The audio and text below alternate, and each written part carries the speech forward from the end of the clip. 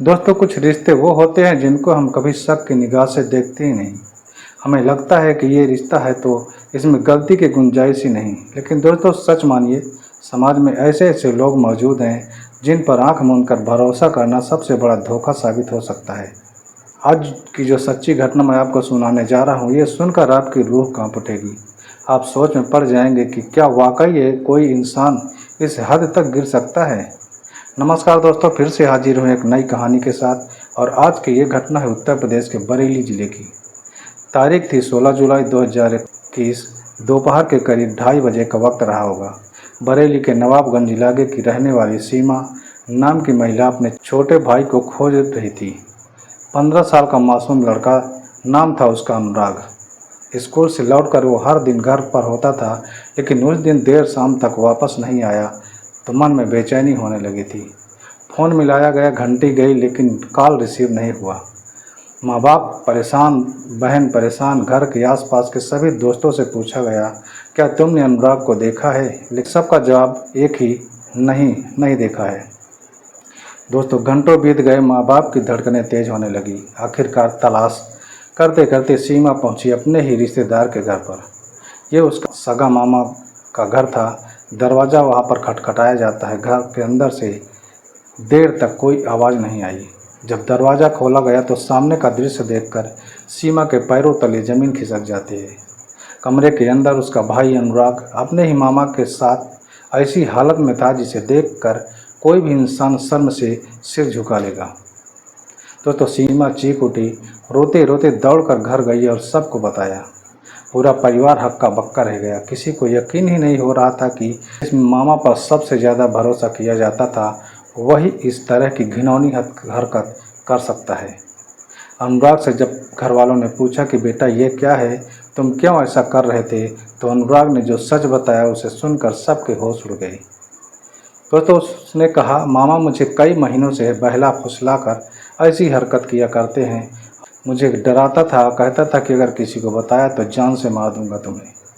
दोस्तों, आप ज़रा सोचिए, जिस मामा को घर के लोग भगवान की तरह मानते थे, वही अंदर ही अंदर इस मासूम की ज़िंदगी तबाह कर रहा था। परिवार एकदम टूट गया। माँ पिता रोते बिलखते बेहाल हो गए और उसी रात अनुराग के पिता सीधे नवाबगंज थाने पहुंच जाते हैं और वहां लिखित तहरीर दे देते हैं। तहरीर में साफ लिखा गया था कि हमारे सगे रिश्तेदार हमारे बेटे के ही मामा ने हमारे घर के साथ पिछले कई महीनों से गंदा काम कर रहे हैं। दोस्तों, पुलिस ने तुरंत केस दर्ज कर लिया और जब आरोपी मामा को गिरफ्तार किया गया तो पूछताछ में उसने जो बताया उससे पूरा इलाका एकदम सन्न रह गया। दोस्तों, पुलिस ने जब सीमा के भाई अनुराग को डॉक्टरों के पास भेजा तो रिपोर्ट ने सब कुछ साफ कर दिया। रिपोर्ट में ये साबित हो गया कि अनुराग के साथ पिछले लंबे समय से गलत हरकतें की जा रही थी। पुलिस ने आरोपी मामा राकेश को गिरफ्तार किया और थाने लाकर पूछताछ की। शुरुआत में तो वो लगातार इनकार करता रहा और कहता रहा, मैंने कुछ नहीं किया, बच्चा झूठ बोल रहा है। लेकिन दोस्तों, जब पुलिस ने मेडिकल रिपोर्ट उसके सामने रखी और कड़ाई से पूछताछ शुरू की तो धीरे धीरे उसकी जुबान खुल गई और राकेश ने अपना सारा जुर्म कबूल कर लिया और कहने लगा कि हाँ, मैंने ही अपने भांजे के साथ ये सब घिनौना काम किया है। लेकिन ये सिर्फ पहली बार नहीं था, मैं महीनों से उसे डरा धमका कर ये सब कर रहा था। तो पुलिस वाले भी दंग रह गए। उन्होंने पूछा कि क्यों अपने भांजे के साथ ऐसा किया। तब राकेश ने जो कहा वो और भी खतरनाक था। उसने कहा, मेरी बीवी मुझे छोड़कर चली गई, अकेला था एकदम, और घर वालों का लड़ाई झगड़ा हमेशा चलता रहता था। भांजे को देखता था तो लगता था यही आसान शिकार है, कोई शक भी नहीं करेगा। दोस्तों सोचिए, ये कितनी घटिया और नीच सोच है इसकी। दोस्तों, रिश्तों की सारी हदें पार कर दी गई। घर वाले तड़प उठे। माँ चीख चीख कर कह रही थी कि जिसे बेटे से भी बढ़कर मानते थे वही हैवान निकला। लेकिन कहानी दोस्तों यहीं पर ख़त्म नहीं हुई। जैसे जैसे जांच आगे बढ़ी, पुलिस को शक हुआ कि राकेश ने सिर्फ अपने भांजे के साथ ही नहीं बल्कि इलाके के कुछ और बच्चों के साथ भी ऐसा किया है। तो पुलिस ने इलाके के बच्चों से पूछताछ भी शुरू की और दोस्तों, जब उन बच्चों ने सच बताया तो पूरा मोहल्ला आग बबूला हो उठा। कम से कम दो बच्चों ने कबूल किया कि मामा राकेश ने उन्हें भी बहला फुसला कर अपने घर बुलाया और उनके साथ भी गलत काम किया। अब मामला और बड़ा हो गया था दोस्तों। पुलिस ने तुरंत पोक्सो एक्ट और बलात्कार की धाराओं में केस दर्ज कर लिया। राकेश को जेल भेज दिया जाता है, लेकिन असली दर्द तो उस मासूम अनुराग और उसके परिवार का था। अनुराग कई दिनों तक घर में चुपचाप एकदम शांत बैठा हुआ रहता था। खाना कम खाने लगा था, किसी से बात भी नहीं किया करता था। उसकी आंखों से मासूमियत जैसी गायब हो गई थी। डॉक्टरों ने कहा था कि बच्चा मानसिक रूप से बहुत ट्रामा में है, उसे लंबे समय तक काउंसलिंग की ज़रूरत पड़ेगी। दोस्तों, इस एक इंसान की ज़िंदगी ने एक पूरे परिवार की ज़िंदगी को झकझोर कर रख दिया था और इस केस की जांच अब और गहराई में जाने वाली थी, क्योंकि पुलिस को शक था कि राकेश के पीछे कोई गिरोह भी हो सकता है। शायद वो बच्चों को कहीं बेचने या अश्लील वीडियो बनाने जैसे कामों में भी शामिल हो। दोस्तों, जब पुलिस ने आरोपी मामा को गिरफ्तार किया तो सबसे पहले उसका मोबाइल फ़ोन और लैपटॉप कब्जे में ले लिया गया। शुरुआत में तो सब नॉर्मल रहा, लेकिन जैसे ही पुलिस ने उसके फ़ोन का डाटा स्कैन किया, जैसे पुलिस वालों की रूह कांप गई हो। फ़ोन की गैलरी में सिर्फ तस्वीरें नहीं बल्कि वीडियो क्लिप्स भी मिले, और ये वीडियो क्लिप्स किसी और के नहीं बल्कि उसी मासूम अनुराग और कुछ बच्चों के थे।